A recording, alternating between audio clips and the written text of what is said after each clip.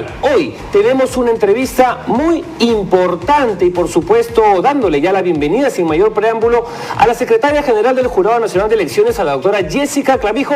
Doctora, muy buenas tardes, gracias por estar hoy con nosotros. Muy buenas tardes, muchísimas gracias por la invitación. Como siempre, un gusto poder acompañarlo en estas jornadas informativas tan importantes en estos momentos en los cuales hay datos, precisiones, que siempre es importante y relevante poder compartir con la... ¿Por qué se declaró inviable por unanimidad las elecciones complementarias? Así es, el Pleno del Jurado Nacional de Elecciones, después de algunas jornadas en las cuales recibieron información de los especialistas, de técnicos, un análisis evidentemente numérico, estadístico, legal, es que adoptaron una decisión por unanimidad. Es así que con un documento suscrito, ya publicado y además también publicado en el Diario Oficial El Peruano, es que se determinó declarar que no era viable, que era inviable llevar elecciones complementarias en el marco de elecciones generales 2026. Las razones están expuestas en el documento, pero yendo, digamos, de manera más concreta,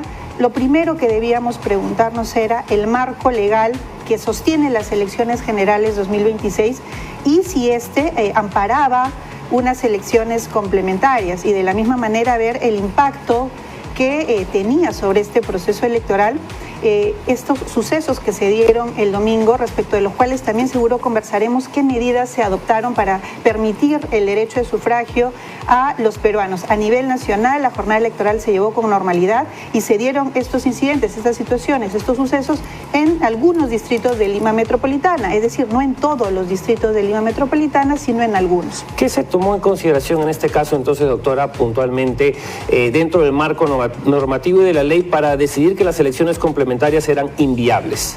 A ver, yendo primero al tema del marco legal, las elecciones generales, conforme están concebidas en nuestra Constitución, en las leyes de desarrollo, que son la Ley Orgánica de Elecciones, tenemos una ley de elecciones del Parlamento Andino, están concebidas para poder elegir autoridades y no contemplan elecciones complementarias. Lo que establecen, por ejemplo, en el caso específico de las elecciones presidenciales, es que en caso no se alcanzara por alguna de las postulaciones más del 50% de los votos, vamos a lo que se llama una segunda vuelta o balotaje. Esa segunda vuelta sí está considerada. Hay un cronograma electoral, es cierto, no lo podemos desconocer, está establecido en las normas y está establecido desde el día 1 de la convocatoria, en el cual se establecían y se establecen ya las fechas para que se lleve adelante la primera jornada y, ante una eventual segunda vuelta, la segunda jornada electoral. Elecciones complementarias están previstas solo en nuestro marco normativo en las elecciones municipales. Las elecciones municipales sí tienen una posibilidad de elecciones complementarias. ¿Cuándo? Cuando, por ejemplo, no acude más del 50% de toda esa circunscripción a votar, o cuando los votos nulos o blancos superan los 2/3 del total de la votación. Son situaciones bastante acotadas, con características que involucren a toda la circunscripción, y bajo ese escenario es que se puede pasar a elecciones complementarias. Un dato adicional, en el caso de la elección presidencial hablamos de un distrito único. Es decir, por ejemplo, si dijéramos para una elección complementaria no debe ir a votar más del 50% del padrón, el cálculo debería hacerse en base a todo el Perú, incluyendo peruanos en el extranjero, porque estamos hablando de un distrito electoral, en este caso en la elección presidencial concretamente es distrito único. Esto en el marco normativo y además viendo el impacto que esta ausencia del material electoral en determinados locales de votación trajo un impacto efectivamente que ese día domingo ameritó que el Jurado Nacional de Elecciones convocara hasta en 2 oportunidades plenos ampliados para poder contar con la presencia del entonces jefe nacional de procesos electorales y adoptar las medidas necesarias, las cuales fueron inmediatas. Justo eso vamos a también ir comentando, doctora. Ya usted nos acaba de explicar el marco normativo y legal que hacen que, digamos, esta medida haya sido declarada inviable en el Pleno del Jurado Nacional de Elecciones, pero quizás podemos ir también paso por paso en el día de la elección para ir explicando un poquito cómo fueron desarrollándose tanto los eventos como las incidencias como las decisiones que se tomaron a lo largo de esa jornada. ¿No? Iniciamos iniciamos quizás la jornada del 12 de abril ya con una organización previa, con toda una logística que se fue disponiendo, y se registraron las primeras incidencias en la mañana con retrasos en algunos locales de votación que no llegaba el material electoral, ¿no? Y nosotros también hemos realizado, digamos, hemos estado leyendo el documento que ustedes han publicado y tenemos una primera hora referencial de las 11 de la mañana donde hay un primer reporte por parte de la OMPE de cuántas mesas estaban con retraso de recibir su material electoral, y también que esta implicaría alrededor de 1 millón de votantes que estarían involucrados dentro de este contexto.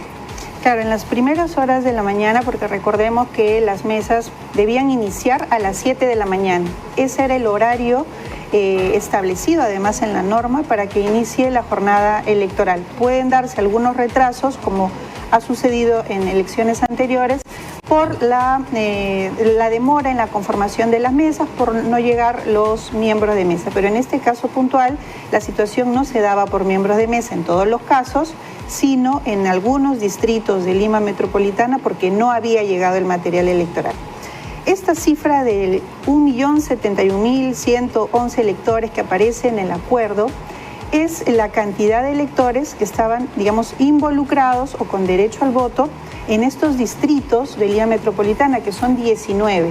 Es decir, esta situación no se generó en todo el Perú, no se generó en todo el departamento de Lima, se generó en 19 distritos de Lima Metropolitana en los cuales estaban involucrados estos electores. ¿Esto implica que toda esa cifra no votó? No, lo que grafica esa imagen, ese cuadro que hemos puesto en el acuerdo, es la cantidad de electores a los que les correspondía votar en esas mesas de sufragio. Ahora, nosotros también en el documento hemos señalado que puede darse el ausentismo por múltiples causas. Y haciendo un análisis de la hora de instalación de las mesas de sufragio, se aprecia que, por ejemplo, aquellas mesas instaladas entre las 7 y las 8 de la mañana, ese horario, vamos a decirlo, el ideal para que se instalen las mesas, hubo un ausentismo, sí, de un poco más del 19%, en mesas con un horario de instalación regular, 19%. Y las mesas que se han instalado después de las 8 hasta, puede ser el mediodía, 8, 9, 10, 11 de la mañana, han tenido un nivel de ausentismo, sí, pero que en aumento es 1.4% de aumento en relación a las mesas que se instalaron en el horario establecido. Es decir, el nivel de ausentismo fue, si no me falla la memoria, un poco más de 20%, solamente 20.9%. 20.9%. Así es. A diferencia del 19.6% de las mesas que se instalaron dentro del horario. Es decir, hay un margen, sí, de aumento, pero que no genera un impacto suficiente para determinar que solamente esa causa influyó en que algunas personas no votaran. Más aún cuando sabemos que el ausentismo puede tener múltiples causas. Hay personas que no van a votar por motivos de salud. Hay personas que no van a votar por motivos de viaje. Hay personas que no van a votar porque tienen a su cargo personas a las cuales cuidan, bebés, adultos mayores, y en algunos casos no van a votar y generan, ¿qué? Sus dispensas que efectivamente hoy por hoy estamos tramitando en el Jurado Nacional de Elecciones. Justamente, doctora, entonces se tiene una primera reunión del Pleno que se tiene como resultado un primer acuerdo del Pleno después de al mediodía, un poquito antes del mediodía aproximadamente, donde, digamos, aquí recordamos, ¿no? Hubo un anuncio para ampliar la instalación de las mesas desde las 12 del mediodía hasta las 2 de la tarde, y así como también el horario de votación, 1 hora más, ¿no? ¿Por qué se tomó esta decisión y cómo ayudó esto a mitigar que los peruanos, digamos, no vayan a votar, sino por el contrario, vayan a votar? ¿Cómo se promovió la votación?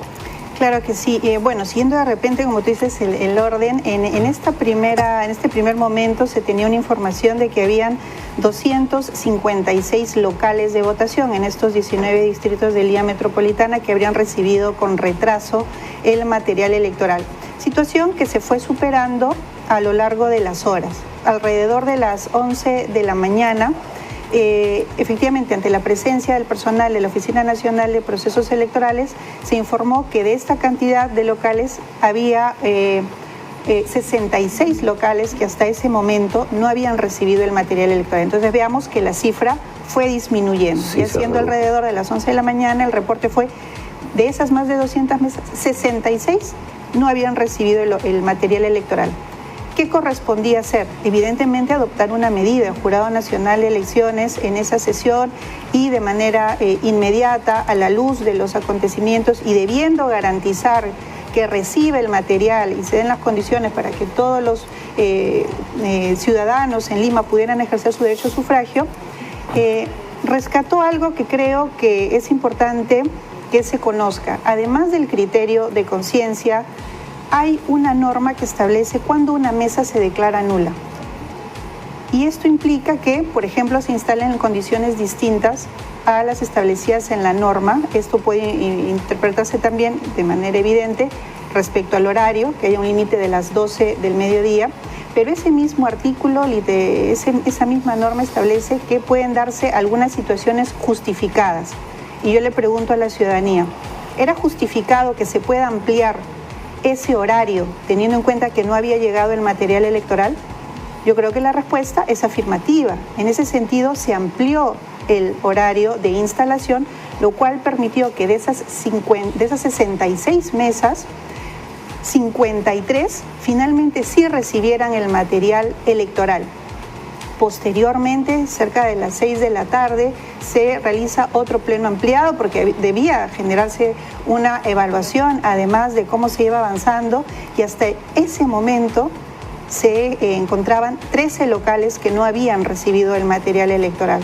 Entonces debía tomarse medidas, lo cual implicó que no es que se genere una elección complementaria, sino que a la luz de las fallas que había tenido el organismo encargado de proveer del material electoral, se amplíe ese horario para la instalación de mesas hasta el día lunes, en el cual pudieron ir a votar esos ciudadanos de 3 distritos de Lima Metropolitana, y con ello poder salvaguardar y asegurar que ninguno de los locales se haya quedado sin recibir el material electoral y que hayan podido ejercer su derecho de sufragio. Importante, entonces, esta explicación que nos da la doctora Clavijo, donde da cuenta un poco pensando en que los peruanos acudan a votar, que nadie se quede sin ejercer su derecho al voto, justamente para mitigar cualquier incidencia. Usted hablaba también del criterio de conciencia que se aplicó en este momento, justo por lo que usted le decía, ¿no? Por situaciones justificadas, ¿no? Que había y algunas preguntas o dudas surgen también a raíz de estas elecciones complementarias. ¿Por qué el jurado aplicó el criterio de conciencia en este contexto